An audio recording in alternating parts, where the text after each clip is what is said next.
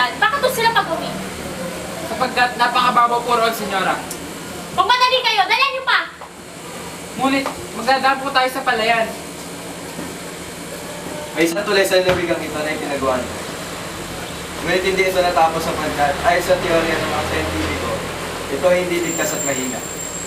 Ngunit ilang lindol at bagyo na napagdaanan niyan. Subalit, di naman kayo lubusang mali. Ang masama nga lang, Ang totoo ay, may lawang maayos sa lugar na ito. Wala man lamang ba nakaisip sa inyo? Ang solusyon ay napakasimple. Ang solusyon ay mukay mula sa daungan sa Maynila hanggang sa lalawigan. Makatitipid sa lupa at gagaang ang komunikasyon. Sa panukalang Yankee, Pero, mangangailangan ito ng malaking halaga.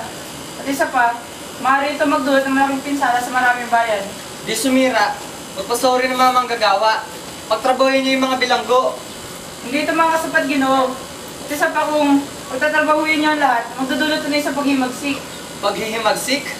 Ha? Naghimagsik ba ang mga taga-Ehipto? Ang akala ko'y alam niyo ang kasaysayan. Ang mga India ay nagrebelde na makailan. Nangyari ito noong sapilitan silang pag-akuti ng troso, kundi lamang sa mga pare. Malayo pa ang mga panahon iyon. Hindi maghimagsik ang mga iyan. Pagtrabahuin man sila o hindi. Hindi ba't kayo rin nagsabing ang bahay at ospital sa Los Baños kung saan naroon ang general ay ipinagawa rin sa pamamaraang sinabi ko? Kayo rin na nagwikang sa latigo ng inyong huldog, pinasunod nyo ang mga tao sa pamamaraang gusto ninyo.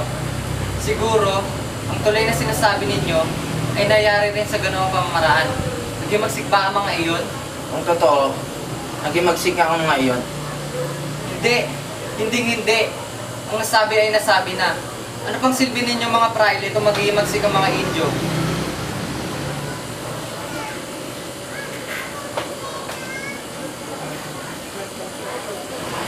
Isang Amerikanong mula to?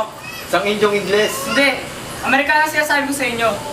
Sa magkalahas, pinautang niya ang general at isinama rito pang yumaman.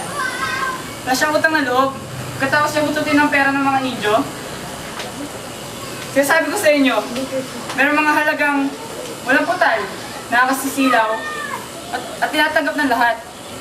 Ganun nga marahil. Tingnan nyo, meron ng panukala. Nakakita na ba kayo ng pato? Tila nakabaril na po kami niya sa lawa. Hindi, ibang pato sila sabi ko. Yung mga pato sa Pateros at Pasig, alam niyo ba ang kinakain ng mga iyon? Mga maliliit na suso. At ang iyong panukala, Simple lang. Pilitin ng mga nakatira dito na mag-aalaga ng mga pato. Ito ang magpapalalim sa lawa. Kung ganon, masagana ang mag-aalaga ng pato at sasagana ng balot. Naku, nakakadiri! pinagbabayad nila ako ng 30 piso para sa buwis sa lupang pinaghirapan ko. Huwag mo na isipin yun. Ang isipin mo na lang, natalo ka sa sugal. O kaya, nahulog sa tubig at sinakpan ng buhaya. 200 piso? Hindi na ako papayad na magbayad ng ganong kalaking buwis. Magugas dili ka. May mga baril sila. Tan, si Talos ay palagi naglilibot sa may lupain na may hawak na baril. Kung gayon, dapat natin ipagbawal ang mga baril.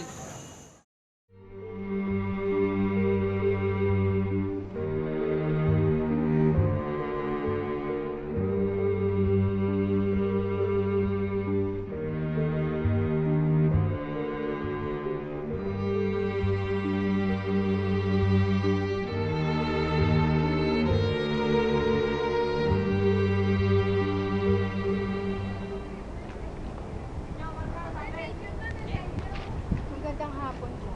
Anong balita? Dalawang patiwala po ang napigil. May mga namatay rin po sa ating mga kalagaw. Wala ka na ba ibang babalita? Yan at yan din naman ang binabalita mo sa akin.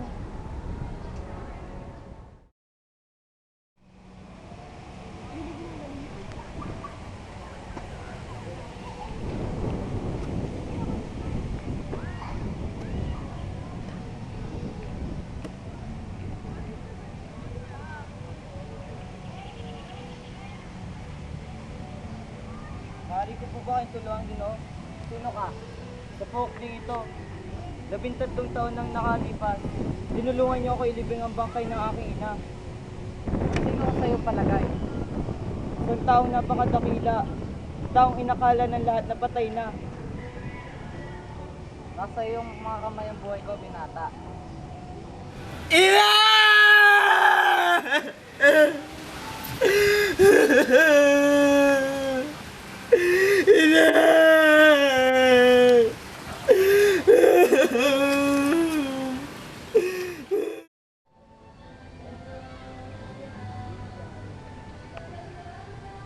Tama ka.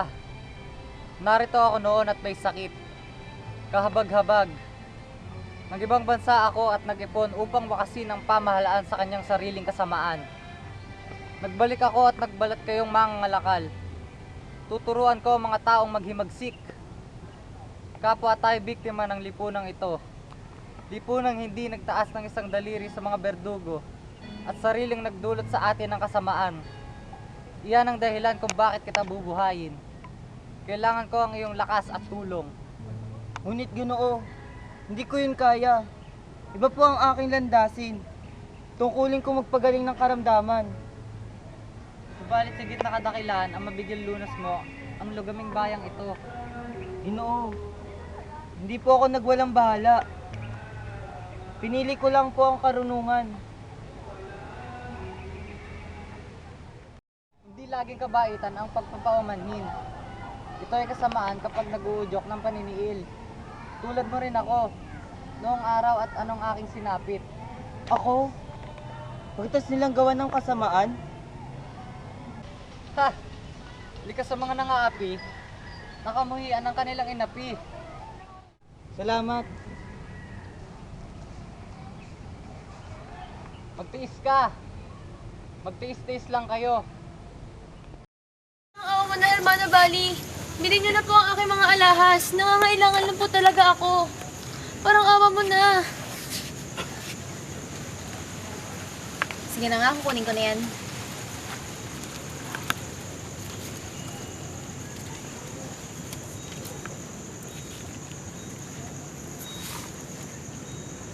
Ngunit Hermana Bali, kulang pa rin ang aking pera. Sabi po ng mga kapitbahay ko, ibenta ko na rin po ang mga gamit na sinang-ayan ni Tata Selo. Hindi maaari yun, sapagkat wala ang tunay na may bahay. Alam mo na ba ang gagawin mo? Ano po ba? Sanla mo ng 250 piso ang bahay. Sanlang babayaran kung manalo sa usapin. Yun na nga po siguro ang pinakamabuting gawin ko. O sige, sasamahan kita sa mga mayaman sa Chani. Sige po.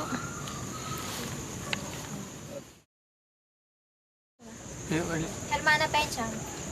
Kumusta Hermana Bali? Ayos naman. Sino ang kasama mo? Ah, siya nga pala si Julie. Gasal ka na! Gasal ka! Aba! Aba, Ginoo! Aba! Sino ka pag ginawa ka? Hindi mo sana! Story na kumain! Umiwasan! Magdasal ka dito! Bilisan mo! Bilisan mo!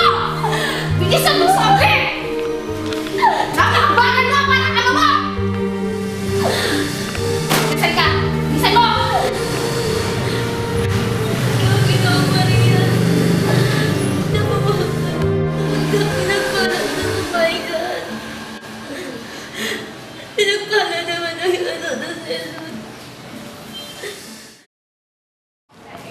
Oy, Pulpincheck, ano yung mga paninda mo? Kakanin po. Kakanin na puro panes?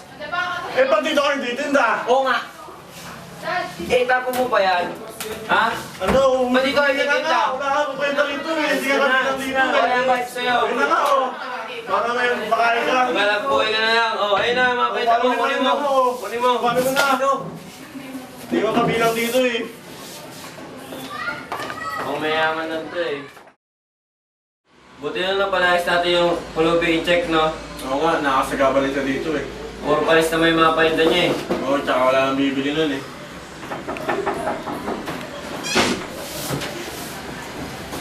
Oh, niya ano ka Maray? Anong balita? Oo nga makaraig, ano balita? Ay, hindi pare rin eh. Isang linggong halos siyang naipagtalo sa mga kalaban natin sa akademya.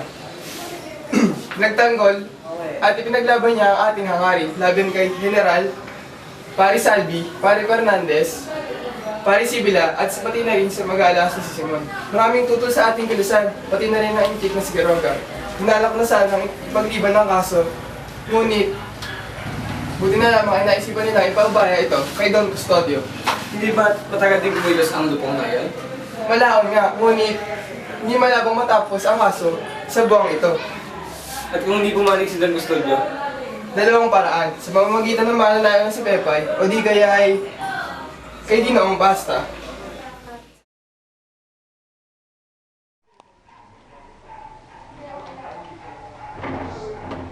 Kumusta ang may sakit? Opo po.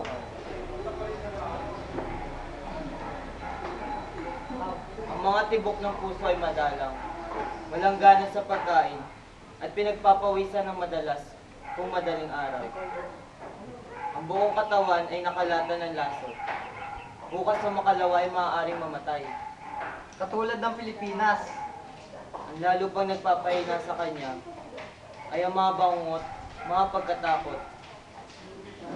Katulad ng pamahalaan, wala nang iniba sa pamahalaan. Kagabi ay hinanap niya ang kanyang manok na 3 taon nang namatay. Inailangan ko tuloy ng isang inahin. Ako ay pinakapuri-puri at pinangakuan ng libo-libo. Basilio, ang mga sandaling dumaraan ay napakahalaga. Napansin ko hindi mo binabasa ang mga ipinadala kong aklat. Wala kang malasakit sa iyong bayan. Hindi na! Basilio, ang sandaling dumaraan ay napakahalaga. Napansin ko hindi mo binabasa ang mga ipinadala kong aklat. Wala kang malasakit sa iyong bayan. Hindi na! Sa loob ng 1 oras ay magsisimula ng himagsikan. Natitiyak ko ang aming tagumpay. At kapag ako'y nagtagumpay, lahat ng mga taong hindi tumulong sa amin ay tuturing namin kaaway. Mamili ka, ang iyong pagkamatay o ang iyong kinabukasan? Ang aking kamatayan o ang aking kinabukasan? Nasa kamay ko ang pamahalaan. Sasama ka ba sa amin o ibig mo maging sanhi ng hinanakit ng aking mga tauhan? Noon dapat kong gawin? Isang bagay na napakadali. Gibain ang pintuan ng Santa Clara at kunin mo roon ang isang taong liban sa akin at kay Kapitan Tiago ay ikaw lamang ang nakakakilala. Hindi ka malalagay sa panganib. Si Maria Clara, kaya ako bumalik ay ibig ko siyang mailigtas. Ibig ko ang himagsikan. Ang himagsikan lamang ang makapagbubukas sa akin sa pinto ng kumbento. Kanina mag-ika-6 ng hapon lamang.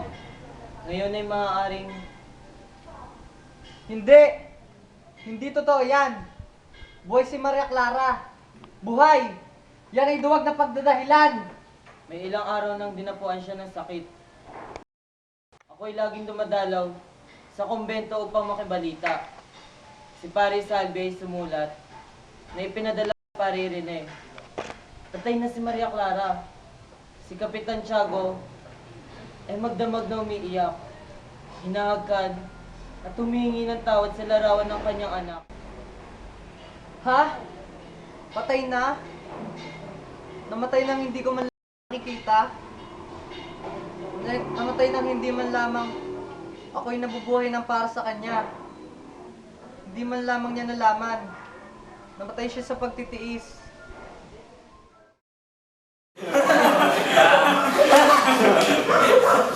Nalala ko yung mga kapaili mga sarili. Puro sarili lang nila ang iniisip. Teka. Ano pag-usapan yan? Hindi mo na tayo dito. Oo nga, Mga Ginoo, ang pansit lang ay isang sopas na natatangi. Tulad ng inyong napapansin, may sahog itong kabute, hipon, itlog, sotanghon, at mga piraso ng manok. Bilang panimula sa ating kasiyahan, bibigyan natin ang piraso ng daw ay Don Custodio. Upang matingnan natin kung ano ang manumukangin niya ukol dito.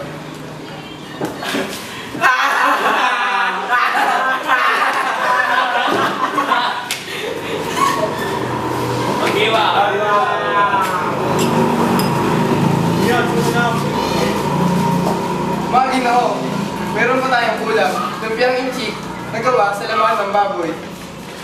Naihalo kay Pare Rene. Aba, hindi kumakain si Pare Rene ng baboy kung hindi alisin ang ilong nito. Alis na sa ilong si Pare Rene.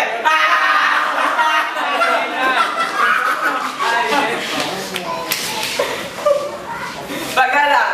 Higit na bagalang! Isa pa, ang pansit, nauukol sa pamahalaan at sa bayan. Ipatungkol natin ang pansit sa pamahalaan at sa bayan. Ipatungkol! Patungkol! Tutol ako. Igalan natin ng mga bata, igalan natin ng mga sigaw. Patungkol natin kay Giraga ang pansit.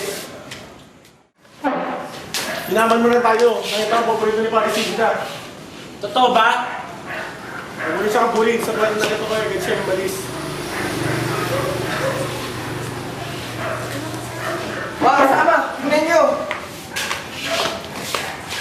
Ang alipin ng vice-rector.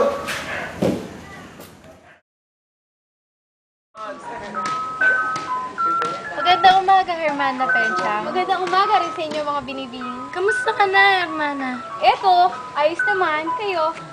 Okay lang. Saan ka pupunta? Pauwi na ako sa aming bahay. Kayo naman? Kami pupunta na rin kami sa aming mga bahay. Magkita na lang tayo sa susunod. Sige, paalam.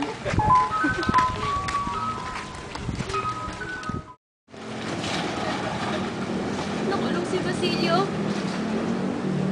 Basilio ko! Sinabi ko na sa kanya.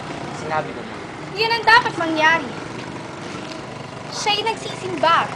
At kapag nakitang madumi ang Agua Bendita, ay hindi na siya sasabak upang magantanda. Sapagkat maaari itong magdulot ng sakit. Yan ang parusa sa kanya ng Diyos. Para bang nagbibigay sakit ang Agua Bendita. Malayong paniniwala yan. Si Huli nga pala. Kaagad ko siyang pinaalis. Dahil ayaw ko makipagsamaan ng loob sa mga praile. Kung kaya, madali ko siyang pinaghanap ng salapi.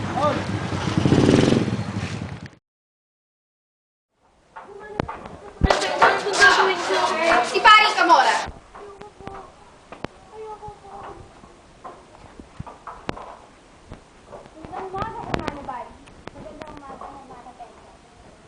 Sino pa rin? Anong maaari namin gawin? Ang pagsanggol sa kabon. Ngunit ang bilanggoy nasa Maynila at hindi maabot raw ng kanyang lakas.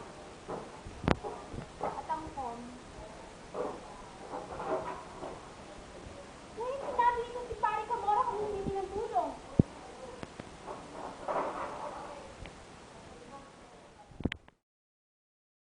Ayoko po! Siya, kung ayaw mo, umuwi na tayo. Hintayin mo na kung sa kasi sa makay, sa kahusite. Ayoko po! Please! Ayoko po!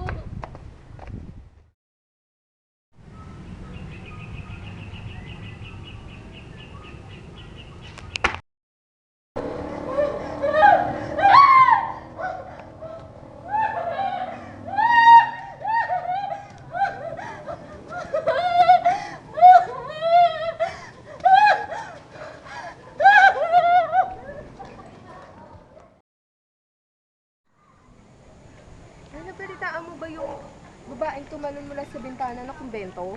Oh, ano nangyari? Bumagsak sa batuhan, tapos namatay. Pero noon, meron din namang babaeng matanda na lumabas ng kumbento, pero parang nababaliw.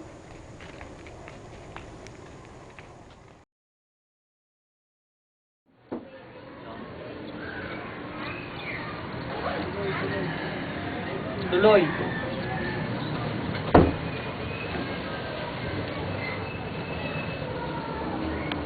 Kung may darating man na Basilio ang pangalan, patuloyin mo.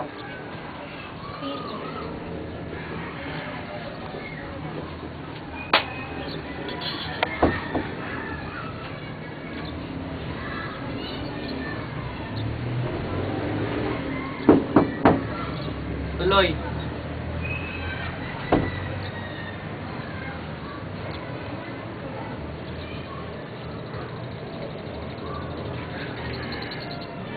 maaari mo na kaming iwan. Ginoong Timon. Ginoong Timon. Nilagay mo tama akong nilalang.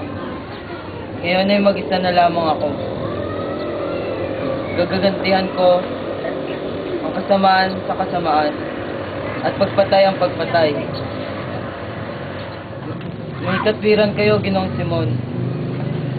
Ako'y naparito upang humingi sa inyo ng sandata.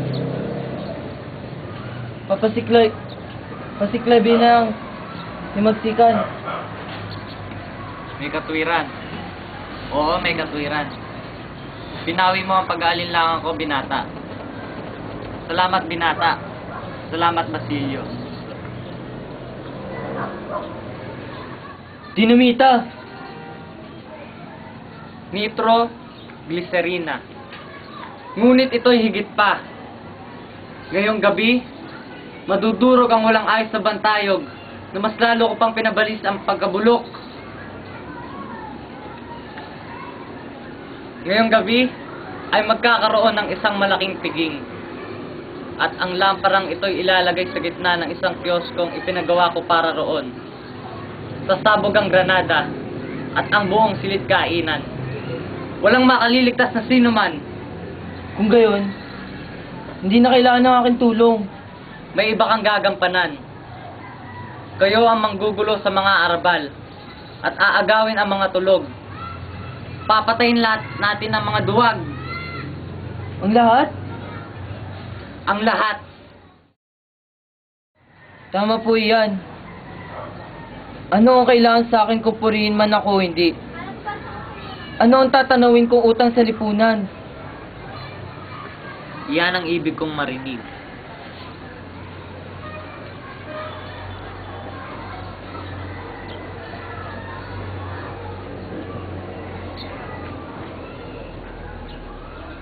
Sa ganap na ikasampu, ay hintayin niyo ako.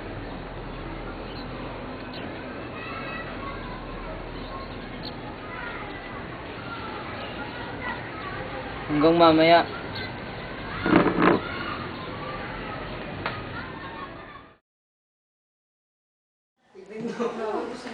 Sarap na mga pagkain. Sino kaya tingnan ninyo. Ano yan? Napakagandang regalo mo, Simon. Napakamahal na lampara. Wow. Ang lampara na Wow.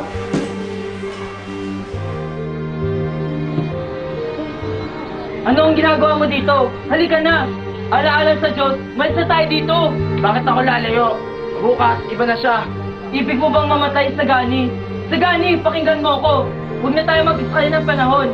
Ang bahay na yan ay puno ng pulbura at nasabog na. Ang lahat ay mamamatay. Halika na! Huwag! Ibig kong dumito. Ibig ko siyang makita sa huling sandali. Bukas ay iba na siya. Kung gayon, matupad sana ang tinadhana. Ano yan? Anit Saltares, tignan mo! Juan Crisostomo Ibarra at may lagda pa. Juan Crisostomo Ibarra? Sino siya? Sa matong biro, nilagdaan niya ang pangalan ng isang filibustero at patay na higit 10 taon. Sa taon? Para ito magdulot ng kaguluhan. Mari Salvi, natanda pa ba niyo ang nangyari yung kaibigan? Ano nangyari sa inyo? Yan ang kanyang lagda! Yan ang tunay na lagda ni Ibarra! Magpatry tayo sa pagkain ng Ginoo. Wala yung pasok ng isang kilo. Palagay ko na may ang Menetes Perez ay hindi nakangulog ang mamamatay tayo ngayong gabi.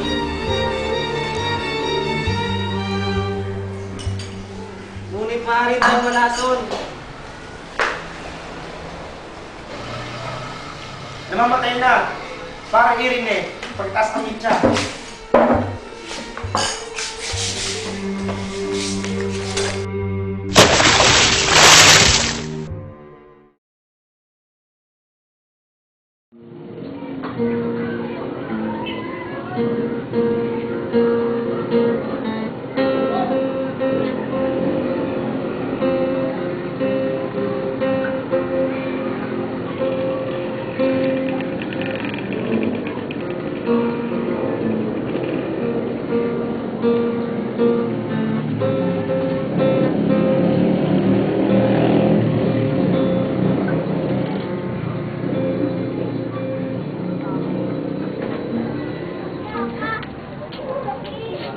Hindi ako. Nakiusap lamang simula siya ipatuloyin. Ang telegrama yan ay galing kay Victorina. Naibig siyang mahuling patay o buhay. Nahihirapan mo ba kayo pinausin? Maragi ako. Ngunit matatapos na ang aking pag-iingat. Ngunit, anong inyong ginawa? Diyos ko! Sayang lang at wala na akong lunas. Ano po ang gusto niyong gawin bago mag-alas 8? Diyos ko, anong inyong ginawa? Kaya mag-alala pare. Ang nagawa ay nagawa na. Hindi nila ako maaaring abutang buhay dito. Makukuha nila sa akin ng lihim.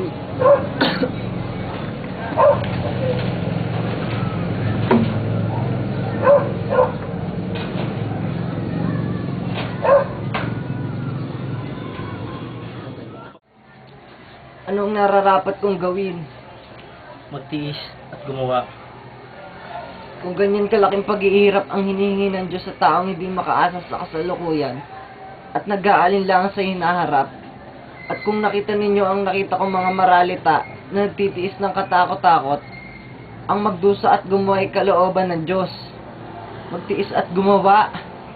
Anong Diyos yan? Isang Diyos na makatarungan. Diyos na nagpaparusa sa ating kawalan ng pananalig, sa ating mga masamang hilig, at di gaanong papahalaga sa ating kabutihan.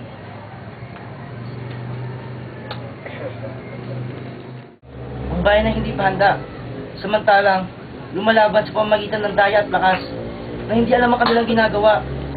Mabuti pang sila'y mabigo.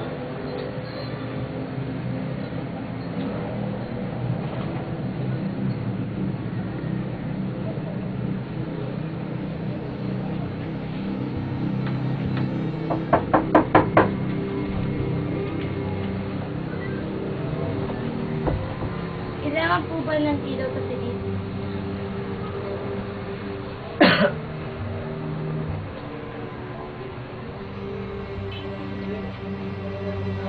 Diyos ko, patawarin mo ang mga nagligaw sa Kanya.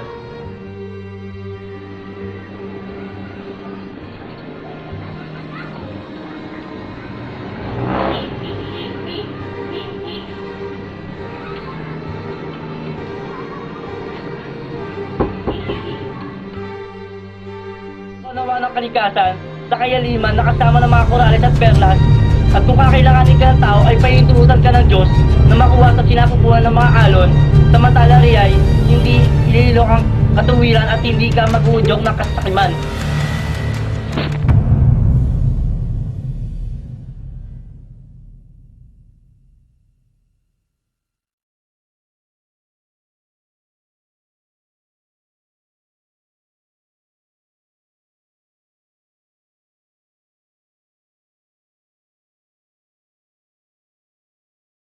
Shawty's like a melody in my head that I can't keep on. Got me singing like na na na na every day's like my iPod stuck on replay. Shawty's like a melody in my head that I can't keep on. Got me singing like na na na na every day's like my iPod stuck on replay. Remember the first time we met? You was at the mall with your friends. I was scared to approach ya, but then you came closer, hoping you would give me a chance. Who would have ever knew that we would ever be more than friends? But railroad white, breaking all the rules. She like a song played again and again. That girl, like something off a poster. That girl is a gun, they say. That girl is a gun to my holster. And she's running through my mind all day. Hey, Shawty's like a melody in my head that I can't keep on. Got me singing like na na na na every day's like my iPod stuck on replay. Shawty's like a melody in my head that I can't keep on. Got me singing like na na na na every day's like my iPod stuck on replay. See you being all around the globe. Now once did you leave my mind? We talk on the phone from night till the morn. Girl, it really changed my life. Doing things I never do. I'm in the kitchen cooking things she likes. Railroad white, breaking all the rules. Someday I wanna make you my wife. That girl, like something off a poster. That girl is a dime, they say. That girl is a gun to my holster, and she's running through my mind all day. Hey, Shawty's like a melody in my head that I can't keep out. Got me singing like na na na na every day's like my iPod stuck on replay, replay. Shawty's like a melody in my head that I can't keep out. Got me singing like na na na na every day's like my iPod stuck on replay, replay. I can be your melody, a girl I can write you a symphony, the one that can fill your fantasies. So come baby girl, let's sing with me. Yeah. I can be your melody, a girl I can write you a symphony, the one that can fill your fantasies. So come baby girl, let's sing with me. Yeah. Shawty got me singing. Now she got me singing. Shawty's like a melody in my head that I can't keep out. Got me singing like na na na na every day's like my iPod stuck on replay, replay. Shawty's like a melody in my head that I can't keep out. Got me singing like na na na na every day's like my iPod stuck on replay, replay.